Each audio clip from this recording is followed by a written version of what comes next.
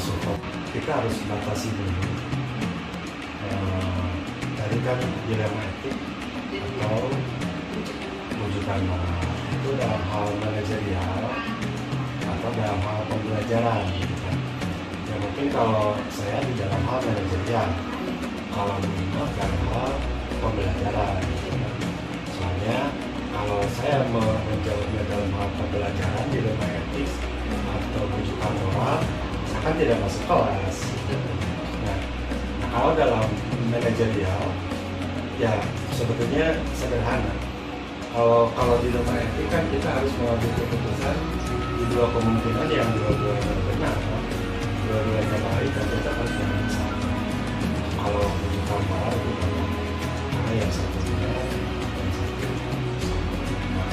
Khusus untuk di manajerial, kalau ada dilema etik, dan kita cara mengidentifikasinya bagaimana sikap ya GTK di sekolah.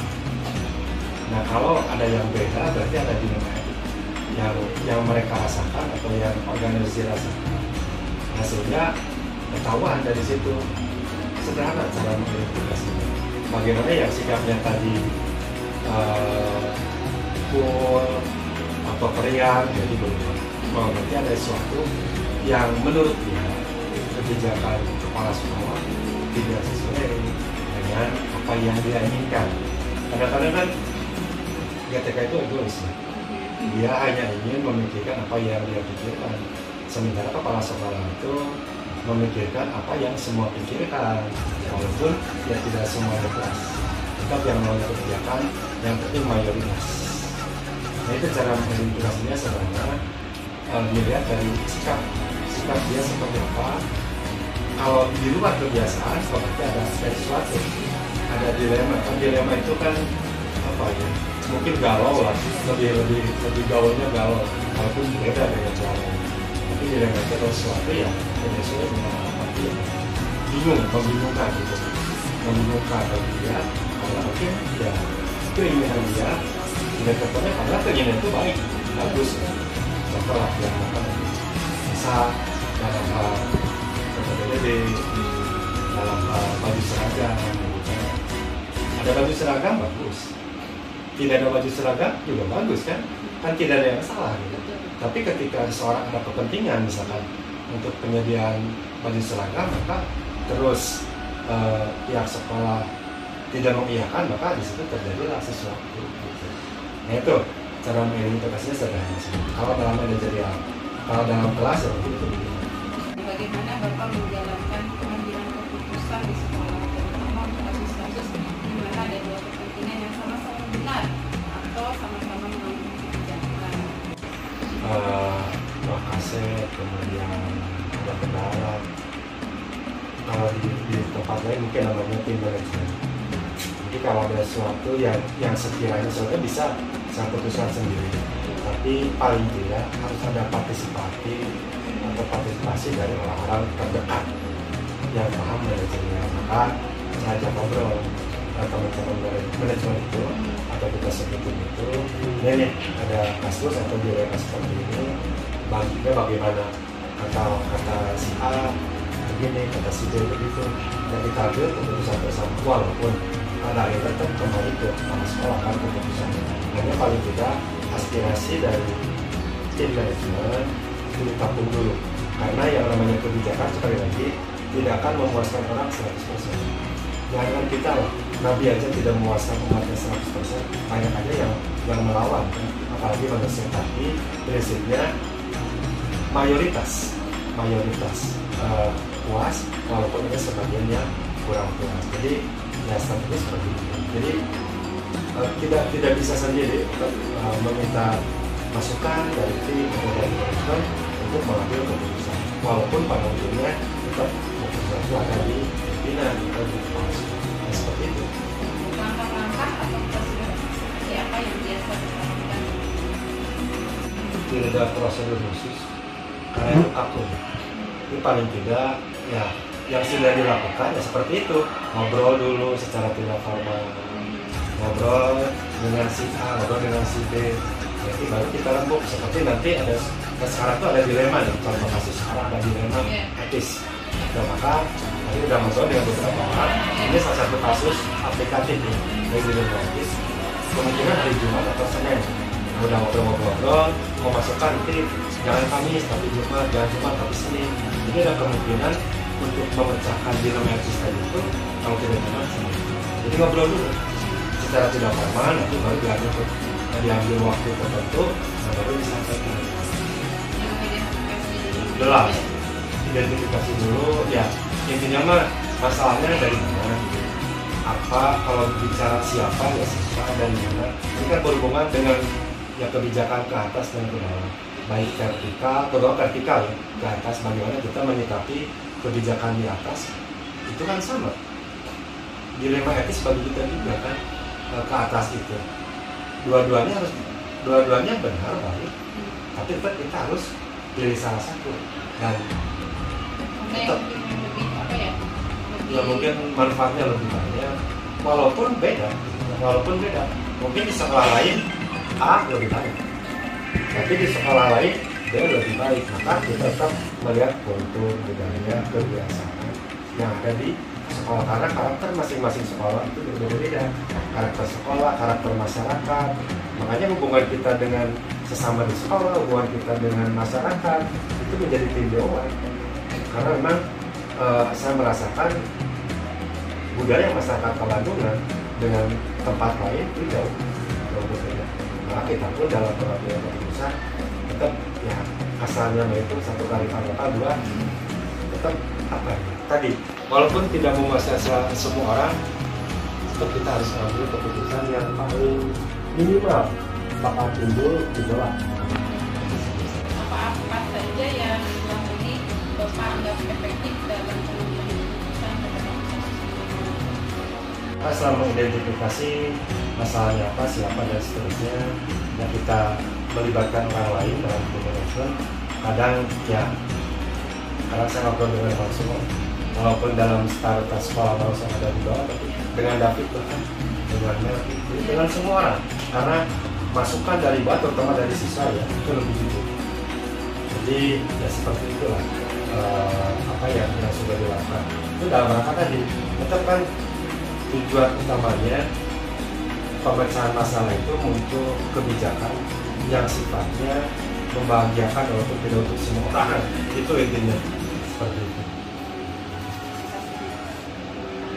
Jadi intinya tantangan dalam pengambilan keputusan pada kasus ini. Sebetulnya disebutkan tantangan. Jadi ketika orang tadi si A dengan si B, dua-duanya benar. Kita pilih si A secara psikologis, si B kan terpukul. Itu bukan tantangan sebenarnya. Jadi pada aspek kemanusiaan, lebih pada aspek kemanusiaan. Ini baik, ini baik. Tapi yang dipilih harus satu kan. Jadi jangan sampai dia membuat dia sedih atau merasa terpuji dan sebagainya. Walaupun pada dasarnya pilihan itu kan tetap ada analisis kan. Ada kenapa dipilih A tidak memilih B, ada dasar hukum, ada kepentingan di sini. Ternyata aspek psikologis. Nah maka ya gini lah, terserang saya walaupun kepala sekolah tidak suka minta maaf pada bawahan. Saya walaupun kepala sekolah mendatangi bawahan. Asal dalam hierarki ya, dalam hierarki kepala sekolah kan idealnya biasanya guru atau siapapun kalau dalam manajemen itu kan dipanggil kasarnya, dipanggil itu kesini ada ngobrol. Nah saya tidak jarang, sering saya ada mendatanginya. Satu memang, kedua ngobrol. Ya semoga itu bisa mengobati tadi kan aspek psikologis ketika kita mengambil keputusan yang sifatnya dilema. Karena etis itu kan etika lebih kepada attitude ya, sikap, bukan kepada kuantitatif atau apa, bukan, tapi kepada sikap, dan sikap itu akan terlihat ketika dia atau mereka berekspresi, bersikap, berekspresi, berbicara, itu ketahuan. Nah makanya terus terang saya sering mendatangi yang mungkin yang di Kabadungan belum banyak, tapi yang di tempat yang rumahnya tidak di Kabadungan, saya sering mendatangi si A, si B hanya untuk satu, minta maaf kalau saya ada kesalahan dalam membuat keputusan. Terus yuk kita bangun sekolah, karena Ya kalau kepala sekolah itu paling 1-2 kali. Nanti yang menurut suatu guru. Jadi kalau mau konflik dengan kepala sekolah boleh, tapi kalau dengan guru jangan. Karena kan selama itu saja seperti itu. Tantangan dalam pengambilan keputusan pada Sebetulnya disebut tantangan itu tidak terjaga. Kemudian penyelesaian itu tidak terjaga. Kan tidak punya jawab. Kan gitu. Ketika ada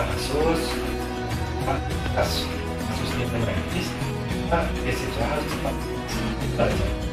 Tidak ini tanggal sekian kapan aja kamu itu kenapa tidak muncul nah saya rasakan kamu itu banyak itu ketika kita punya reakan ada bantuan yang muncul dilematis dan itu frekuensinya lebih banyak penyelesaian.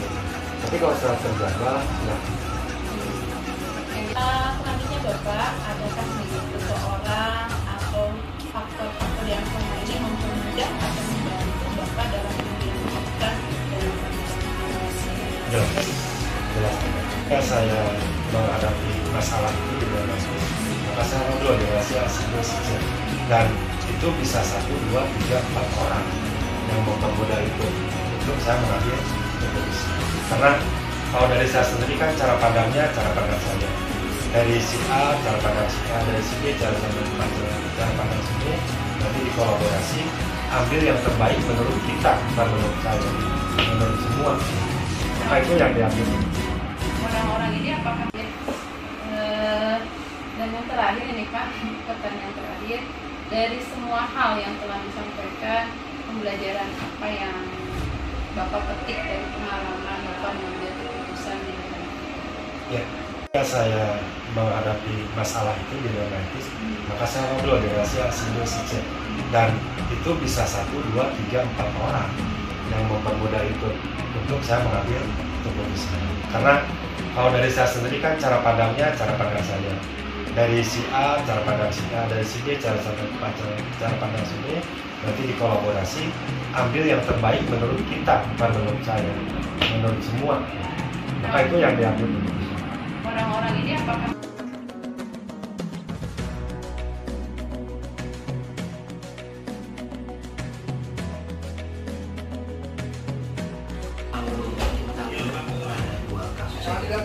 etika dan bukan moral. Kalau dilema etika itu, ini kalau dilihat itu benar, khusus benar. Jadi pengambilan keputusan ini sifatnya tidak selalu harus benar-benar mengadakan rapat. Solusinya bakal ternyata berbeda dengan rujukan moral itu juga ada salah dan benar. Kalau misalnya sudah sifatnya kriminalisasi atau kriminal, itu bisa langsung ke proses hukum. Itu aja yang saya lihat. Jadi tindakan lebih tepatnya kalau rujuk moral itu lebih gampang dibanding dia etika. Dilema etika itu lebih rumit karena lebih makan waktu yang masalah. jadi memang kalau untuk menentukan antara benar dengan benar itu agak sulit dibandingkan dengan mengidentifikasi mana yang benar dan mana yang salah, sehingga keputusannya sudah bisa langsung. Baik Bapak, terima kasih ya. Dan selanjutnya Bapak, selama ini bagaimana Bapak menjalankan pengambilan keputusan di sekolah Bapak, terutama untuk kasus-kasus di mana ada dua kepentingan yang sama-sama benar atau sama-sama mengandung nilai kebajikan?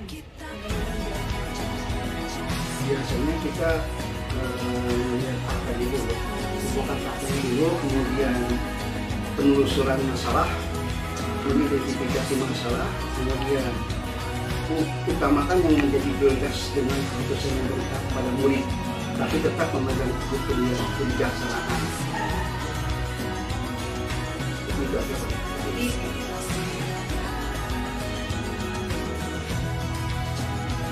biasanya kita melihat fakta dulu, bukan fakta dulu, kemudian penelusuran masalah, mengidentifikasi masalah, kemudian utamakan yang menjadi prioritas dengan keputusan yang berpihak pada murid, tapi tetap memegang teguh kebijaksanaan. Seperti itu aja Pak.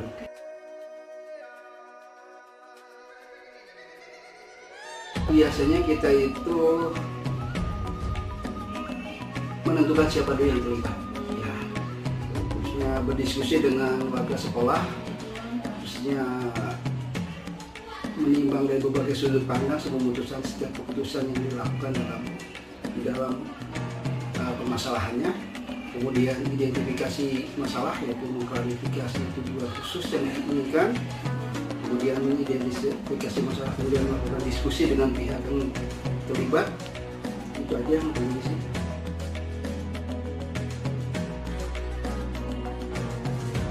Kalau saya itu pasti melibatkan warga sekolah ya. Kalau itu juga dilibatkan juga guru BP biasanya paling kelas itu paling utama. Jadi itu sendiri mahasiswa yang paling kelas, berarti kita libatkan wali kelasnya satu dengan yang juga mungkin mahasiswa.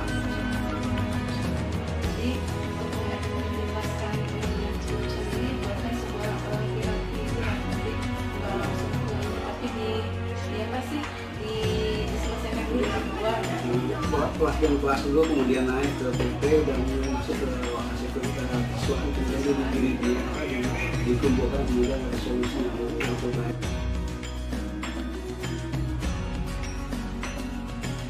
Yang ngambil keputusan itu sangat berat, soalnya harus mempertimbangkan kedua belah pihak itu. Harus tidak apa ya, jadi kedua belah itu merasa nyaman lah gitu ya, nyaman buat mereka sendiri. Selain itu juga keputusan yang diambil juga tidak bertentangan dengan keputusan dari pihak-pihak lembaga yang terkait di sini. Misalnya kalau hal-hal yang tadi yang saya bilang ada sistem yang saling tidak nyaman, itu tidak berarti harus kita kaitkan juga dengan lembaga terkait, misalnya melibatkan lembaga sekolah di sini juga, karena komite perannya adalah wakil dari orang. Ya, jadi yang pertama tadi tantangan yang paling besar itu adalah ketika melibatkan dua orang, bagaimana kita bisa mengayomi keduanya gitu, memutuskan kita berpihak ke A dengan tanpa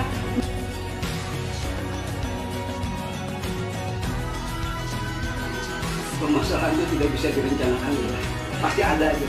Jadi sistemnya ini, permasalahan kalau sifatnya tidak berat, ringan, itu bisa diselesaikan pada waktu ini. Tapi kalau sudah menyangkut yang berat, itu pasti ada dua-dua yang ada lagi. Misalnya ya, karena masalah ini kan tadi yang kita bilang kalau dilema etika itu lebih berat, permasalahannya tidak mungkin dibiasakan pada hari itu juga, pasti akan lama gitu misalnya. Jadi jadwalnya itu kalau permasalahan ringan pasti bisa diselesaikan, kayak ada anak mabuk pasti bisa. Tapi kalau sudah dampak yang lain itu beda. Jadi situasional itu tergantung seperti apa kasusnya. Kalau misalnya kasusnya ringan dan bisa diselesaikan, bisa diselesaikan. Tapi kalau misalnya kasusnya itu agak rumit, berkaitan dengan pihak-pihak yang lain, maka mungkin tadi Bapak membuatkan schedule kemudian harus berunding dulu dengan pihak yang lain. Dan itu tentunya harus ada tata caranya gitu ya.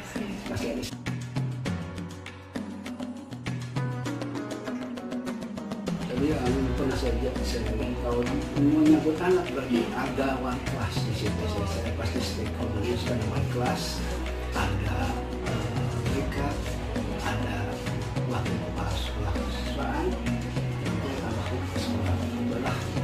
Jadi itu yang peran.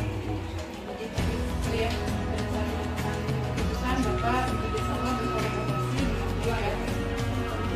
Tadi dalam video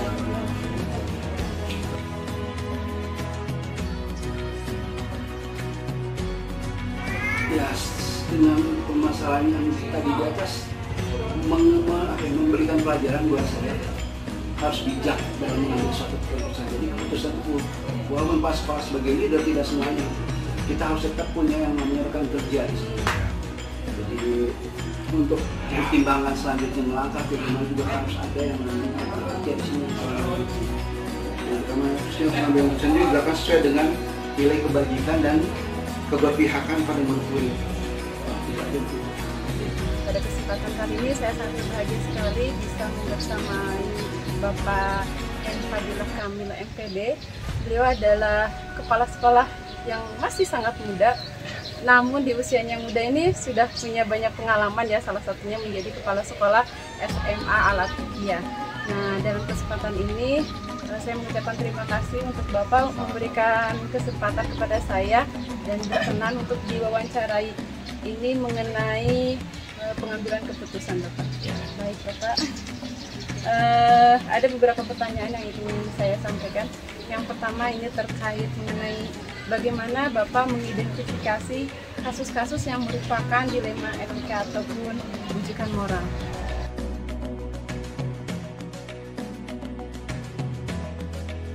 Mengenai pengambilan keputusan dalam dilema etika, lalu dalam rujukan moral itu sebetulnya secara identifikasi sangat bisa dibilang mudah atau sulit ya. Secara intuisi mungkin kami dari tim, nah di sini tuh ada tim 8 namanya. Di tim 8 ini salah satu tugasnya itu mengambil satu keputusan secara finalisasi atas dasar musyawarah mufakat dulu. Nah, apabila ada satu keputusan yang bisa dianggap tadi double atau etika dilema etika atau moral ini, dalam dilema etika ini adalah keputusan yang agak sulit diterapkan secara bersama-sama karena dilema ya. Namun untuk mengatasi hal yang demikian, rasanya ada saja satu jalan keluar yang bisa diterapkan, bisa berbarengan dengan membagi tugas dalam 8 orang ini dalam satu tim, atau bisa dilakukan di lain hari seperti itu.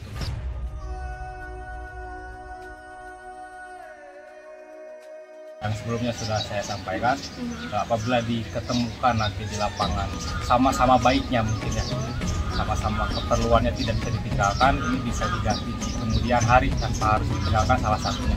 Atau mungkin nanti bisa dibagi tugas dengan 8 orang ini, satu tim ini isinya 8 orang, bisa dibagi tugas secara masing-masing, dan ini kemungkinan bisa dilakukan. Nah, pembagian tugas ini. Jadi untuk pengambilan keputusan ini merupakan hasil musyawarah tim 8 dan akan dibagi tugaskan ya sesuai dengan tugasnya masing-masing, objektif masing-masing. Baik Bapak, untuk selanjutnya mungkin adakah langkah-langkah atau prosedur seperti apa yang biasa Bapak lakukan selama ini? Langkah-langkah dalam pengambilan satu keputusan itu mulainya ada identifikasi, lalu pengumpulan di mana para peserta atau dari staf atau kru yang lainnya termasuk tim 8 tadi bisa bermusyawarah secara menemukan satu keputusan yang secara mufakat, lalu bisa dilakukan, dieksekusi pada akhirnya.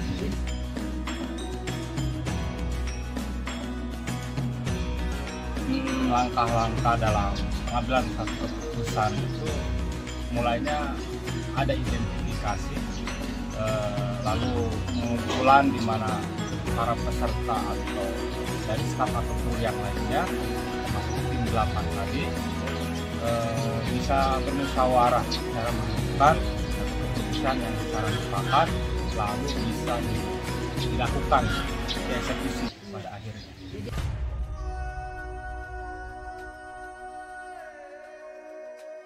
Yang sangat efektif yang kami rasakan setelah pengambilan keputusan itu menentukan keputusan secara bersama-sama mungkin di situ ya, tidak ada persaingan secara egosentris dari satu guru dan guru lain seperti itu. Jadi tentunya itu ada satu jalinan yang lebih erat lagi seperti dalam satu keluarga mungkin. Jadi tidak ada egosentris, tidak ada persaingan dalam perorangan atau individual seperti itu.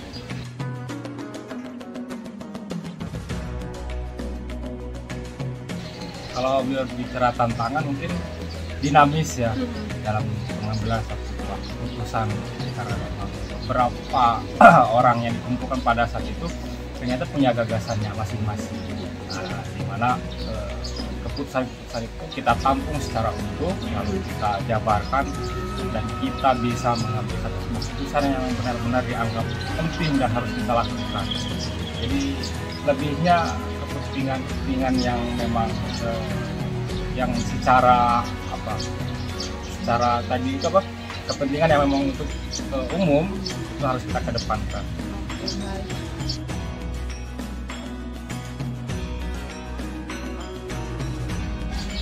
Untuk prosedur secara baku kami tidak begitu terpaku ya. Tapi apabila di lapangan begitu mendapat sebuah kasus, itu akan sangat cepat sekali atau tanggap sekali dalam menyikapi hal tersebut. Jadi tidak begitu membiarkan. Lalu ada evaluasi mungkin ya, dan ini biasa kami lakukan dari beberapa pekan yang lalu bagaimana kinerjanya, dan ini biasa kami lakukan di akhir pekan, biasanya di weekend hari Sabtu. Ya itu mungkin menjadi satu buah program secara khusus dan juga sangat penting untuk mengevaluasi kinerja atau keputusan-keputusan yang harus diambil ke depannya.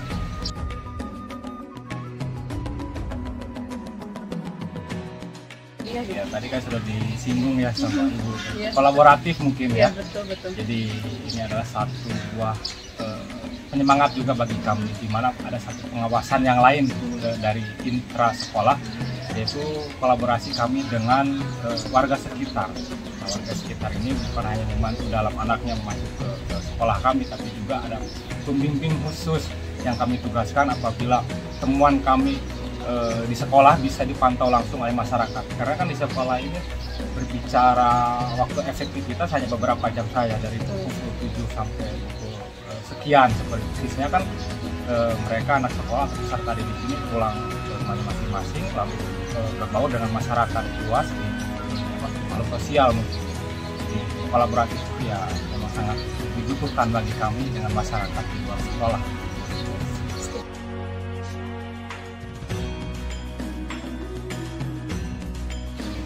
Sekali ya pelajarannya yang tentunya saya bisa ambil secara pribadi.